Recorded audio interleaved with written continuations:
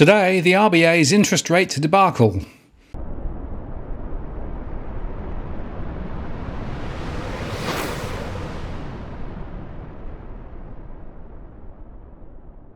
Hello again, it's Martin North from Digital Finance Analytics, one that is posts covering finance and property news with a distinctively Australian flavour. Over the weekend, Chris Joy wrote in the AFR that according to that newspaper's economics editor John Kehoe, national house price falls of more than 10 to 15% would likely make Reserve Bank of Australia Governor Phil Lowe nervous because of their impact on consumer spending and housing construction. Many would speculate, he said, that Kehoe did not simply pull this opinion out of his behind. That is to say, this might be an accurate representation of the Martin Place Mandarin's otherwise precarious state of mind. If that's true, he says, the RBA should be crapping its DAX. Based on CoreLogic's compositionally adjusted index data to September the 15th, dwelling values across the 5 largest cities have been tumbling at a circa 16% annualised pace over the past 3 months. Well, we got some views from the Mandarins today, in that whilst the rate of interest rate rises is likely to ease ahead eventually, as the RBA's Jonathan Kearns, head of domestic market, said today in a speech titled Interest Rates and the Property Market, there are important connections between property prices and interest rates. And he said interest rates both affect and are influenced by the economic effects from both residential and commercial property prices. He said we can be confident about some aspects of the impact of interest rates on property prices, but there is considerable uncertainty about other aspects. Increases in interest rates reduce the current value of future income and tighten borrowing conditions, and so high interest rates reduce the value of residential and commercial property, just as they do for other assets that have future income streams. And he said the response of property prices tends to be drawn out, occurring over years rather than months. And so given the other drivers of prices also change in the interim, we can't really disentangle the final impact on prices of changes in interest rates. Property prices are influenced by many other factors, such as future rents and buyers' risk aversion. That can also be affected by interest rates, of course. More specifically, he said that the property market influences economic conditions and so indirectly affects interest rates. Housing constitutes about half of households' wealth. And with increased housing prices, people feel richer and so spend more. The increase in housing equity means homeowners can refinance their loans or borrow more to finance consumption. And also higher housing turnover, which tends to go hand in hand with rising prices, results in increased spending on real estate services, removalists, durable household goods and so forth. And the property upturn increases investment. Owners spend more on renovations and buyers are more willing to put down the deposit, which means developers find it easier to get finance to commence a project. And then he went on to say, of course, when prices are falling, the opposite of those effects also occur. In other words, the wealth effect is reversed. Construction eases back, property prices fall, people spend less. In other words, an economic downturn. And he went on to say that there are many other factors influencing economic conditions other than property. And he said the governor spoke just over a week ago on the current drivers of monetary policy. So he didn't go into that further today, but he focused instead on why interest rates can influence property prices. And he said, interest rates affect all asset prices, including housing prices. Assets are valued for what they provide to us in the future, be that dividends, coupon payments, rent, or housing services, as well as potential capital gains. Because the value of assets depends on future cash flow, a crucial element of asset pricing models is an interest rate used to discount or value future streams of income or capital gains. An increase in interest rates means that a given amount of income or benefit at a future date is worth less today, and so an asset with a fixed future stream of payments will be worth less today. Of course, the future cash flow may also change with interest rates, amplifying or moderating the impacts on prices. Now, this channel from interest rates to asset prices is just as important for property. In addition, property purchases are usually financed with debt. Increases in interest rates reduce the maximum amount that can be borrowed and increase the cost of servicing a given size loan. In this way, higher interest rates also affect property markets by tightening the financing constraint for prospective property buyers. A lot of media attention, he said, is placed on the increase in existing borrowers' repayments when interest rates increase, but higher interest rates also reduce the maximum loan size for prospective borrowers looking to purchase housing. A lender works out the maximum loan size for a prospective borrower by ensuring that the sum of repayments on that loan and the borrower's expenses do not exceed their income. Importantly, lenders don't use the current interest rate on the loan in that calculation, but an interest rate at least 3 percentage points higher than the current rate. Just 1 year ago, the Australian Prudential Regulatory Authority increased this minimum serviceability assessment rate used in determining its maximum loan size to 3 percentage points from 2.5 percentage points to reinforce the stability of the financial system. The 50 basis point increase in the serviceability assessment rate reduced the maximum loan size by up to 5%, he said. At that time, it was reported that this measure would act to take heat out of the housing market. The increase in the cash rate since May has been 225 basis points, and so this has had a much larger impact on maximum loan size than APRA's requirement. Given this 225 basis point increase in the cash rate has been fully passed through to mortgage interest rates, it will have reduced borrowers' maximum loan size by, he says, around 20%. And because the assessment rate also applies to any existing debt, the decrease in borrowing capacity is even larger for prospective borrowers who have existing debt, such as property investors. Now, it's worth noting in this chart that the RBA used a joint disposable income of $150,000 and expenses in line with the Household Expenditure Measure, or HEM. Now, this HEM assumes a median expenditure on the basics and then spending in the 25th percentile for discretionary goods. Frankly, this does not ring true for a household on a gross income of $200,000. If you consider that $150,000 disposable income is around $200,000 gross, that is top quartile levels of income, and yet they assume that they have bottom quartile levels of discretionary spending.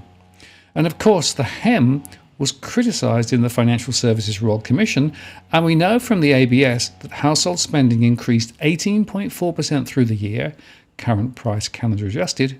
Within that, through the year, discretionary household spending rose 19.8%, driven by spending in recreation and culture and clothing and footwear, and non-discretionary household spending rose 17.1%, driven by spending on transport and catering services. So my take on all this is that this understates the story because, as the ABS says, the current April to July 2022 estimates of the monthly household spending indicator are benchmarked using the March quarter 2022 household final consumption expenditure results. So there's this massive lag between the information from the ABS, which plugs in to the HEM. In other words, even if you take the assumption that that household is actually in line with the HEM is significantly understating expenditure. So the real borrowing power has fallen a lot more than the RBA thinks. So frankly, I think the RBA is understating the reduction in borrowing power considerably. Anyway, Kearns goes on to say that a change in mortgage interest rates has a greater impact on new borrowing than a change in the serviceability assessment rate because it affects not only a borrower's maximum loan size, but even more importantly, their actual repayments. For example, with the 225 basis point increase in the mortgage interest rate from average mortgage rates prior to May, monthly payments on a new principal interest 25-year loan will be around 25% larger. This increase in mortgage payments can influence how much people want to borrow. And as an aside, he said it's important to note that this does not mean that all existing borrowers' actual loan payments have increased by 1/4. Currently, around 35% of housing credit is fixed rate debt, higher than the 1/5 that is more usually historically. These borrowers won't face an increase in their interest expenses and loan payments until their fixed rate expires, and a large share of variable rate borrowers have been making excess mortgage payments into offset and redraw accounts. For many borrowers, these larger payments will mean that actual payments need not increase by the full amount of the change in required payments that result from the higher interest rates. And he went on to say that they're going to delve into the impact of higher interest rates on borrowers in detail in the upcoming Financial Stability Review to be released in a few weeks' time. I hope they do some segmented analysis there because, of course, averages mask, and we know that many of those buffers are sitting in the more affluent households, whereas about one-third of households have no wriggle room at all. Unsurprisingly, he said, because higher interest rates reduce borrowing capacity and increase loan repayments, they typically result in the decline in new housing borrowing. The timing and strength of the relationship between interest rates and housing borrowing can vary, not least because the factors driving interest rates, such as income growth, can also directly affect housing demand. But there is no doubt that interest rates are an important determinant of housing finance. Hear, hear, I agree. Sometimes this impact of interest rates on borrowing capacity or the size of repayments on a new loan is used as a proxy for what effect changes in rates have on housing prices, but there are a number of reasons why such a rule of thumb can be misleading, he said. On borrowing capacity, most home buyers do not take out the maximum size loan that their bank will give them. In fact, in recent times, banks have reported that only around 10% of borrowers take out a loan close to their maximum possible size. To which I say, yes, but of course a lot of those are first-time buyers with limited savings and limited capacity to respond to rising rates. As a result, even if all borrowers' maximum loan size is reduced by 20% in response to higher interest rates, not all borrowers will have to take out a loan that is 20% smaller. For many borrowers, the amount they spend on a new home would decline only slightly or not at all, he said, including because their savings to be used as a deposit needs not decline with higher interest rates. Loan repayments typically represent a large share of the costs involved in home ownership. For this reason, a user cost model provides a more complete framework for assessing the cost of home ownership. A user cost model values housing based on how much it costs a user of housing, equating the full cost of owning or renting a given home. To assess the cost of owning a house, they need to take into account a number of factors, including the purchase and sale costs, ongoing costs such as repairs, rates and insurance, physical depreciation and the cost of borrowing, plus the expected capital gain from increases in house prices. While a user cost framework provides advantages for assessing the impact of interest rates on housing prices, it still has limitations that, in particular, the simple framework imposes the change from interest rates on housing prices when adjustment could also come through rents. In the April Financial Stability Report, they used a user cost model to estimate that a 200 basis point increase in interest rates, which increases mortgage payments and so the cost of owning, would lower real housing prices by around 15% over a 2-year period. Now, while this 15% decline was commonly reported as being a forecast of housing prices, it was not actually a prediction of how much housing prices would change. Rather, it was an estimate of how sensitive housing prices are to interest rates, assuming that all the other costs and benefits to housing don't change with interest rates, he said. Many factors other than interest rates also influence housing prices. For example, the demand for housing would be greater with stronger household income growth, increased population through immigration, or a preference for fewer people living in each household. Conversely, the supply of housing would be lower than expected if construction turns out to be constrained in some way. These factors would all lead to stronger demand or weaker supply for housing, and so housing prices and rents would not fall as much as implied by interest rates acting in isolation. The impact of interest rates on housing prices importantly depends not only on how much they change, but for how long. If interest rates were assumed to be 200 basis points higher forever, then this model suggests that housing prices would end up being around 30% lower than if interest rates had not changed. It's noticeable that these estimates based on historical data, and it shows that the change in housing prices occurs relatively slowly, certainly more slowly than that for the price of financial assets. The model also suggests that if interest rates reverted to their initial level after that 2-year period, the interest rate effect on prices would be expected to eventually unwind. Sidebar here, last week, Phil Lowe, in front of the Economics Committee, made the point that around 3% was the likely long-term cash rate. In other words, rates are not going to drop. That's going to be a problem because that suggests that their 30% projection is probably closer to the truth. And he went on to say, as I mentioned, an increase in interest rates increases the required repayments on a mortgage. In other words, rising interest rates increase the cost of owning a home. This effect is more or less immediate. For borrowers on variable rate loans, it likely occurs within 1 or maybe 3 months. Over time, however, the increase in interest rates works to reduce the demand for housing, and so housing price declines. This means that a household would need a smaller mortgage to purchase a first home if they were upgrading. Estimates suggest the net effect is that mortgage payments for new buyers would be higher for about 2 years as a result of higher interest rates. But after that, the declines in housing prices and mortgage size begins to dominate. This exercise obviously abstracts from the many other factors influencing interest rates and housing prices, but it suggests that because higher interest rates reduce housing prices and so mortgage sizes, mortgage payments for new borrowers could ultimately be lower than if interest rates had not increased. The sensitivity of housing prices to interest rates could also differ regionally or for different types of housing. He said some of my colleagues at the RBA studied this and found that the prices of different types of housing could have different responses to changes in interest rates. And they found evidence that controlling for other factors, interest rates can have larger effects on housing prices in locations where the supply of housing is less flexible. Mortgage debt is higher, there are more investors, and incomes are higher. These estimates do not indicate that these factors cause house prices to be more responsive to change in interest rates, but they do highlight that the sensitivity of housing prices to interest rates is not going to be uniform across the country. What's more, they find that housing prices in the most expensive areas are the most sensitive to interest rate changes. This matches the observation that housing prices in more expensive locations are more cyclical. And similarly, there is some evidence that detached houses are more sensitive to change in interest rates than apartments.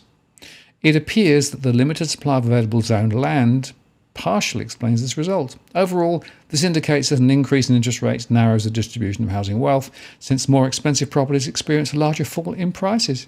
And he went on to say, but their results suggest that the distributional effect is temporary, as the effects of interest rates on more expensive and cheaper properties converge over time. And then he went on to talk about commercial property. There have been many factors influencing prices over recent years, he said, with differences across retail, office and industrial properties.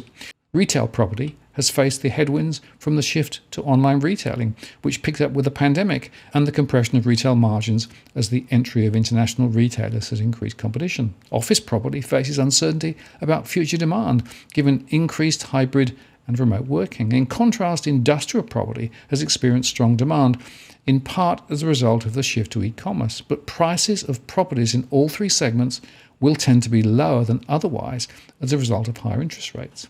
Just like other assets, commercial property can be valued using the discounted future income stream, net of expenses from the property.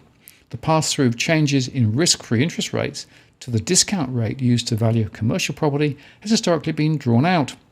In part, this could reflect that given high transaction costs, there tend to be relatively few commercial property transactions, and lead times for those transactions can be quite a long time. Discount rates follow broad trends in the risk-free sovereign interest rate, but reflect that the gradual pass-through is much smoother. The discount rates used to value commercial property exceed risk-free rates, as they indicate a risk premium to compensate for the risk involved in owning commercial property. The level of commercial property risk premiums can also change over time, and as with those in financial markets, they can move with risk-free interest rate. In particular, an increase in interest rates that leads to a reduction in investors' risk appetite typically tightens financial conditions. This results in a higher risk premium and so puts additional downward pressure on commercial property valuations. Alternatively, he said, if, for example, commercial property is seen as a hedge against inflation because future rents were expected to increase with inflation, then an increase in interest rates because of higher inflation could reduce risk spreads and so result in less downward pressure than otherwise on commercial property prices from higher interest rates. All up, simple estimates suggest the fall in commercial property prices in response to higher interest rates appears to be slower and slightly smaller in magnitude than for residential property, although this could reflect the greater difficulty in measuring timely commercial property prices, he said. So summing it all up, interest rates both affect and are influenced by the economic effects from both residential and commercial property. He said we can be confident about some aspects of the impact of interest rates on property prices, but there is considerable uncertainty about other aspects. An increase in interest rates reduces the current value of future income and tightens borrowing conditions, and so higher interest rates reduce the value of residential and commercial property, just as they do for other assets that have future income streams. The response of property prices tends to be drawn out, occurring over years rather than months, and so given other drivers of prices also change in the interim, we can't really disentangle the final impact on prices of changes in interest rates And property prices are influenced by many other factors such as future rents and buyers' risk aversion that can also be affected by interest rates. So overall, he says, we know that higher interest rates will tend to depress residential and commercial property prices, but there is considerable uncertainty about the magnitude and even the timing. And not only can declining property prices have implications for economic activity, but also for financial stability. And he said those financial stability risks appear to be contained at the moment, but they're going to continue to monitor the evolution of those risks, and they'll update that in the forthcoming financial stability report to be released in early October. So a couple of observations. First, there is this recognition, finally, from the RBA that actually interest rates do impact property prices. But of course, the next logical point is, seeing as the RBA sets interest rates, in a way, they are actually directly influencing property prices. Second point is that he acknowledges that in a rising market, the wealth effect is economically positive for the country, and the implications are that if property prices fall because rates go up, that's negative for the broader economy. The third point is, I think the specific data points that he uses are somewhat myopic, as I explained earlier on, particularly around HEM. And the real truth is that I think property prices are more likely to fall further than the RBA's view at the moment. And the final point is this: we can't assume that interest rates are going to reverse anytime soon. The Federal Reserve is talking about rates higher for longer, at least over the next year or two. I think we're going to see the same here in Australia. And I think a base cash rate of around 3% is what the RBA is now thinking. That implies that mortgage rates will be in the 5 to 7% range, not just for a few months, but for a number of years. And the RBA did say that if rates go up and stay high for a couple of years, property prices on average could be 30% lower, which, by the way, is in the ballpark of my downside scenario. Now, if you're buying your home in Sydney's contentious market, you don't need to stand alone. This is the time you need to have Edwin Almeida from Ribbon Property Consultants standing alongside you. Buying a property is both challenging and adversarial. The vendor has a professional on their side. Emotions run high, price discovery and price transparency are hard to find, and then there's the wasted time and financial investments that you make. Edwin understands your needs, so why not engage a licensed professional to stand alongside you? With RPC, you know you have experience, knowledge, and master negotiators looking after your best interests. So shoot Ribbon an email at info@ribbonproperty.com.au, and if you use the promo code DFAWTW/Martin, you can get a 10% discount offer. I'm Martin North from Digital Finance Analytics. Many thanks for watching, and I'll see you again next time.